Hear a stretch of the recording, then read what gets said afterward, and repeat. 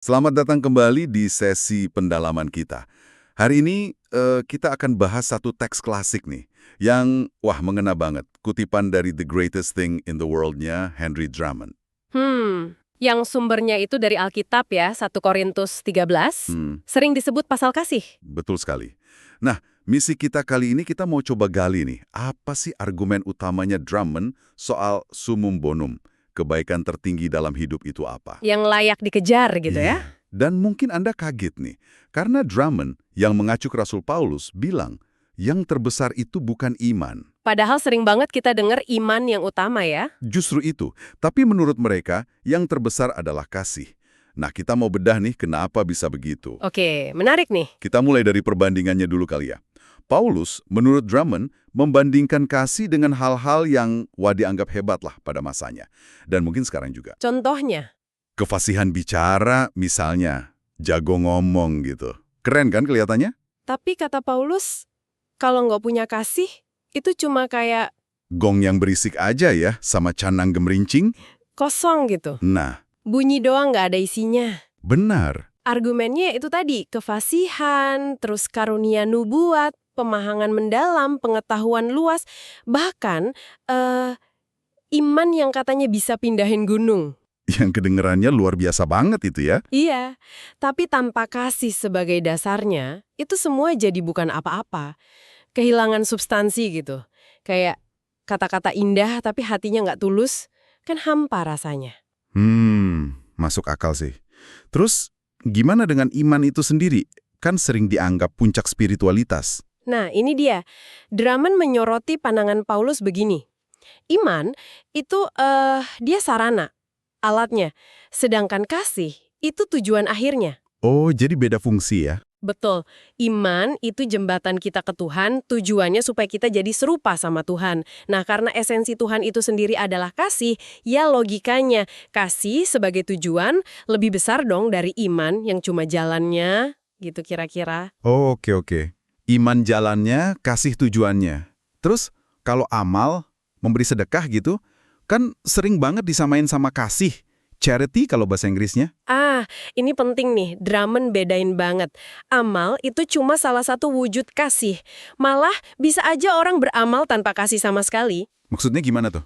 Ya mungkin dia ngasih cuma karena nggak enak lihat orang susah, atau bahkan bisa jadi kasih yang sejati itu malah nahan pemberian kalau dirasa bakal ngerusak si penerima. Oh, jadi nggak asal ngasih ya? Iya, amal itu cuma sebagian kecil. Kasih itu utuh, dia bijaksana. Wow, bahkan pengorbanan diri yang paling ekstrim, kayak jadi martir gitu, katanya juga nggak ada artinya tanpa kasih. Ini kedengerannya radikal banget ya? Banget. Kan ayatnya bilang, sekalipun kamu menyerahkan tubuhmu untuk dibakar, tapi kalau nggak punya kasih sedikit pun nggak ada faedahnya. Nggak ada gunanya sama sekali ya? Nol. Drummond menekankan ini, yang paling penting itu karakter yang memancarkan kasih. Itulah bahasa universal. Contohnya gimana? Dia pakai contoh David Livingstone di Afrika. Orang di sana mungkin nggak ngerti bahasanya Livingstone, tapi mereka ngerasain kasihnya. Jadi, kasih dalam karakter kita itu pesan yang paling kuat, jauh lebih kuat dari kata-kata. Oke, paham. Nah, setelah dibanding-bandingin gitu, Drummond terus membedah kasih itu sendiri kan? Dia pakai analogi prisma itu ya? Iya, analogi yang bagus banget itu. Cahaya putih dilewatin prisma, kan pecah jadi warna-warni spektrum. Nah, Paulus katanya melakukan hal serupa ke kasih. Dia urai jadi elemen-elemen dasarnya.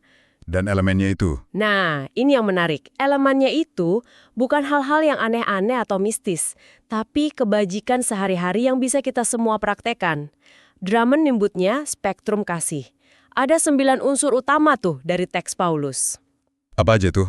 Yang pertama? Yang pertama, kesabaran. Ini kayak fondasinya banget. Kasih itu tenang, nggak buru-buru ngejudge atau bereaksi. Dia bisa menanggung, percaya, berharap, bertahan. Sikap dasarnya itu sabar. Sabar.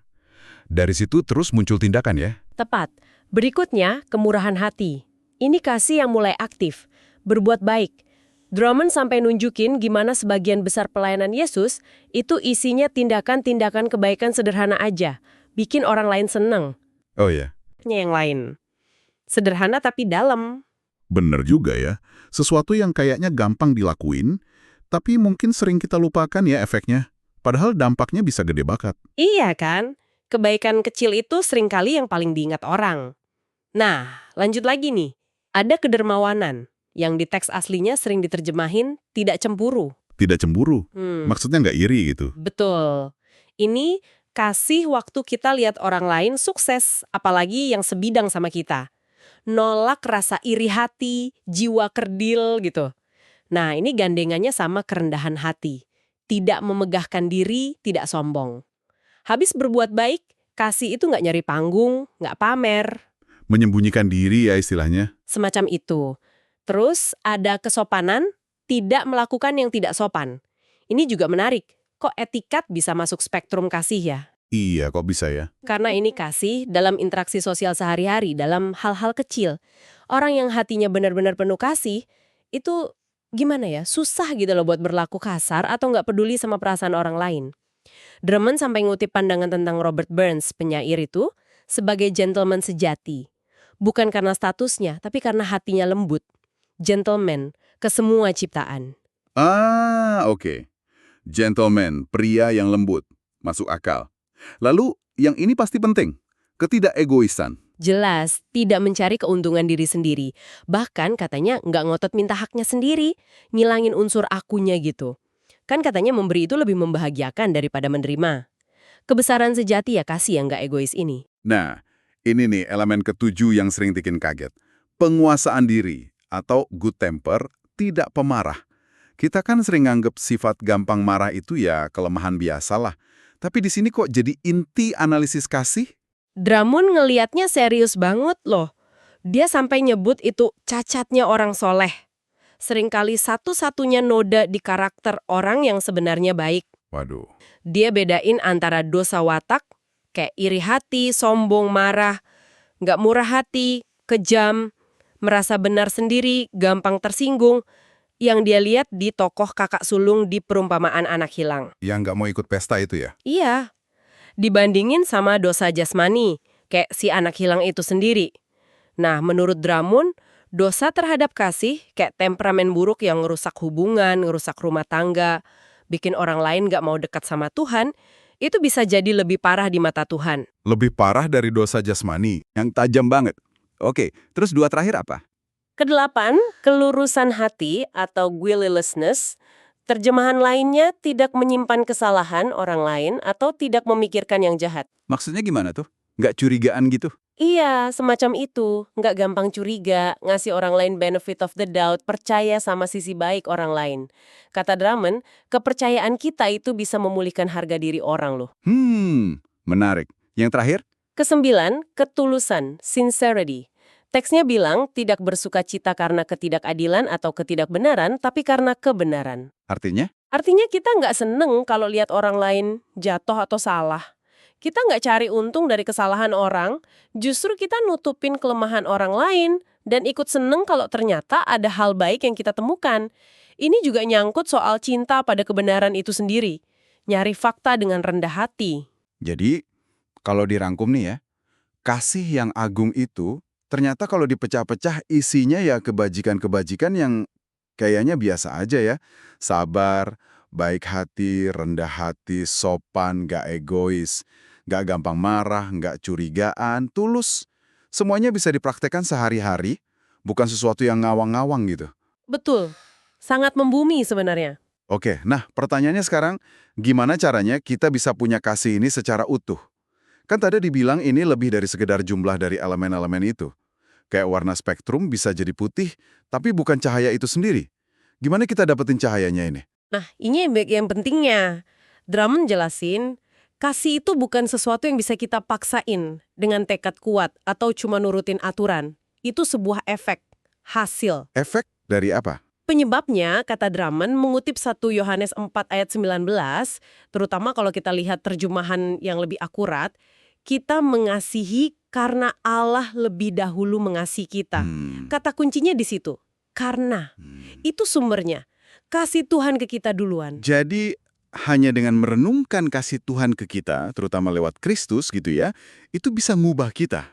Prosesnya gimana tuh? Kayak otomatis. Bukan otomatis sih, tapi lebih kayak induksi magnetik. Pernah lihat kan? Besi biasa dideketin ke magnet kuat, lama-lama besinya jadi magnet juga kan? Oh iya. Jadi nempel juga. Nah, mirip gitu. Kalau kita terus-menerus ada di dekat medan magnet kasih Kristus, maksudnya merenungkan siapa dia, pengorbanannya, gimana dia nerima kita apa adanya, tanpa syarat, itu secara bertahap, pelan-pelan ngubah kita dari dalam. Kita jadi kayak magnet permanen yang bisa memancarin kasih juga. Jadi bukan misteri aneh ya, tapi kayak hukum spiritual gitu. Bisa dibilang gitu. Kesadaran yang mendalam kalau kita ini dikasihi Tuhan secara pribadi, itu yang bisa luluhin ego kita dan ngebentuk hati yang baru yang bisa mengasihi. Tapi kan nggak cukup cuma duduk merenung aja kan. Harus dipraktekin juga dong di dunia nyata. Ya jelas, hidup ini dengan semua tantangannya, ketemu orang nyebelin, situasi nggak enak, godaan, itu semua justru ruang kelas yang Tuhan desain buat ngelatih sifat-sifat kasih tadi. Sabar, rendah hati, murah hati, dan lain-lain. Jadi jangan dihindari ya. Jangan, Drummond suka banget kutipan Goethe. Bakat berkembang dalam kesendirian, karakter dalam arus dunia. Karakter, termasuk kasih ini, tumbuhnya ya di tengah interaksi, gesekan tantangan hidup. Di situ kita diuji dan dibentuk. Oke, masuk akal banget. Nah, sekarang kita sampai ke argumen puncaknya nih. Kenapa sih kasih ini yang terbesar di antara iman dan pengharapan? Apa alasannya? Jawabannya, kata Drummond mengutip Paulus, karena kasih itu kekal, abadi. Ayatnya bilang, kasih tidak berkesudahan. Tidak pernah berakhir ya? Iya, dan lagi-lagi Paulus bikin kontras. Hal-hal lain yang dianggap hebat ternyata nggak kekal. Nubuat misalnya, akan berakhir kalau udah kejadian, tugasnya selesai. Oke. Terus? Bahasa lidah akan berhenti. Malah, kata Drummond, secara harfiah udah lama berhenti. Bahkan bahasa manusia biasa pun kan terus berubah, ada yang hilang. Bahasa Yunani kuno, Latin, bahkan dialek-dialek modern. Bener juga. Yang paling menohok mungkin yang ketiga ya, pengetahuan. Nah, ini dia. Pengetahuan katanya akan lenyap. Pengetahuan kuno banyak yang hilang. Pengetahuan ilmiah Newton udah jadi dasar banget buat anak sekolah sekarang. Buku teks kedokteran, kalau udah lewat 10 tahun aja udah dianggap usang. Pengetahuan kita itu selalu sebagian dan sementara. Jadi intinya, banyak hal yang kita kejar mati-matian di dunia ini, duit, popularitas, bahkan ilmu, itu sifatnya sementara ya. Bukan berarti jelek, tapi ya fana. Tepat. Dan karena jiwa kita ini abadi, kita perlu bersandar pada sesuatu yang abadi juga. Sesuatu yang gak akan hilang. Dan yang abadi itu ada 3. Ada yang bilang, nanti di kekekalan, iman udah jadi penglihatan, kita udah lihat langsung, pengharapan udah jadi kenyataan, udah kita alamin. Jadi tugas mereka udah selesai. Tapi kasih? Kasih pasti bertahan. Kenapa? Karena Tuhan sendiri adalah kasih. Itu sifat dasar realitas yang kekal. Kasih tuh kayak mata uang surga lah, yang bakal tetap berlaku waktu semua sistem nilai dunia ini udah nggak ada artinya. Drummond juga nyambungin kasih ini erat banget sama konsep hidup kekal ya. Gimana tuh hubungannya? Erat banget. Injil itu kan intinya nawarin hidup, bukan cuma damai atau sukacita, tapi hidup. Hidup yang berkelimpahan. Nah, hidup berkelimpahan itu ya hidup yang berkelimpahan dalam kasih. Terus hidup kekal? Definisi hidup kekal menurut Yesus sendiri di Injil Yohanes itu kan mengenal Engkau satu-satunya Allah yang benar dan mengenal Yesus Kristus. Nah, karena Allah adalah kasih, berarti mengenal Allah itu ya hidup dalam kasih. Jadi hidup kekal itu intinya ada di dalam kasih ya? Bisa dibilang gitu. Coba pikir deh, kenapa kita pengen hidup selamanya? Alasan paling dasarnya kan sama kayak kenapa kita pengen bangun besok pagi. Karena ada seseorang yang kita sayangi dan ada yang menyayangi kita. Tanpa kasih, hidup ini rasanya hampa kan? Nggak ada artinya. Jadi kasih itu ya esensi dari hidup itu sendiri, sekarang dan nanti. Kehilangan kasih itu artinya terhilang. Diselamatkan itu artinya dipulihkan ke dalam hubungan kasih. Wah, dalam banget ya. Jadi, kalau kita tarik simpulan nih dari penjelajahan kita soal pemikiran Henry Drummond ini, kasih yang tadi diurai jadi kesabaran, kemurahan hati, rendah hati, dan seterusnya, itu adalah kebajikan tertinggi dan paling abadi ya. Betul, itu tujuan hidup kita. Dan cara mencapainya itu lewat merenungkan kasih Tuhan, terus dilatih terus-menerus dalam interaksi kita sehari-hari. Iya, Gitu ya. tepat sekali. Proses yang terus berjalan. Nah, sebagai penutup yang cukup menantang nih, Drummond kan merujuk ke gambaran hari penghakiman di Injil Matius ya. Iya, Matius 25. yang soal domba dan kambing itu. Nah, di situ kan pertanyaannya bukan gimana imanku atau seberapa sering aku ke gereja, masjid gitu Iya kan. ya. Tapi Api. bagaimana aku udah mengasihi sesamaku? Iya. Ukurannya praktis banget lagi. Udah ngasih makan yang lapar belum?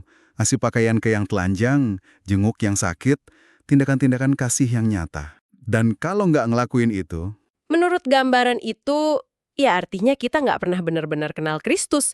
Itu buktinya kita nggak pernah cukup dekat sama dia sampai ketularan belas kasihannya.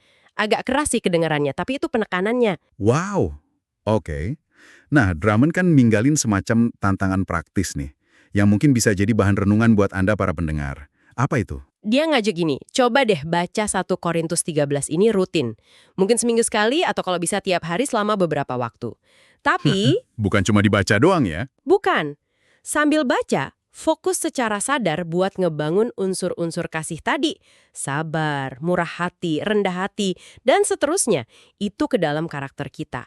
Latih terus. Kenapa itu penting banget? Karena kata Drummond, kalau kita nanti lihat ke belakang, momen-momen di mana kita merasa benar-benar hidup, itu adalah pas kita ngelakuin sesuatu dalam roh kasih.